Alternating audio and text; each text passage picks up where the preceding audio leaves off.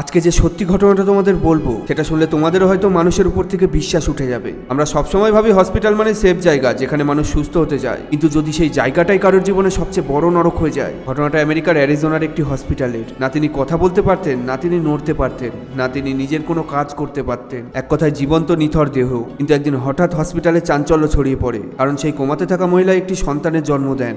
একবার ভাবুন, যে 14 বছর ধরে হুঁশে নেই, সে মা হলো কিভাবে? এরপরই এই খবরটি আগুনের মতো ছড়িয়ে পড়ে। পুলিশ আসে, ইনভেস্টিগেশন শুরু হয়, হসপিটালের সমস্ত স্টাফেদেরই ডিএনএ টেস্ট করা হয়। আর তারপর যে সত্যিটা সামনে আসে সেটা সত্যি মানবতাকে লজ্জায় ফেলে দেয়। অপরাধী কোনো বাইরের লোক না, সে ছিল ওই হসপিটালের একজন স্টাফ, যার কাজ ছিল ওই মহিলার দেখাশোনা করা। আর সেই জানোয়ারটাই ওই মহিলাটার অসহায়তার সুযোগ নেয়, কারণ সে জানতো না ওই মহিলা চিৎকার করতে পারবে, না নিজেকে বাঁচাতে পারবে, না কাউকে বলতে পারবে। একবার ভাবতে পারো, ওই বন্ধ ঘরের দেওয়ালগুলো কতই না চিৎকার শুনেছে নীরবে, কতই না অমানবিকতা নিজের চোখের সামনে সহ্য করেছে। সেই অসহায় মেয়েটা কতই না ভিতরে ভিতরে সাহায্য চাইতে চেয়েছে, কিন্তু তার আর্তনাদ শোনার মতো একজন মানুষও ছিল না সেখানে। শেষে অপরাধীর নাম সামনে আসে, নাথান সুথারল্যান্ড। পরে তাকে গ্রেপ্তার করা হয় এবং শাস্তি দেওয়া হয়। কিন্তু প্রশ্নটা এখানেই, এমন মানুষ কি সত্যি সমাজে থাকার যোগ্য?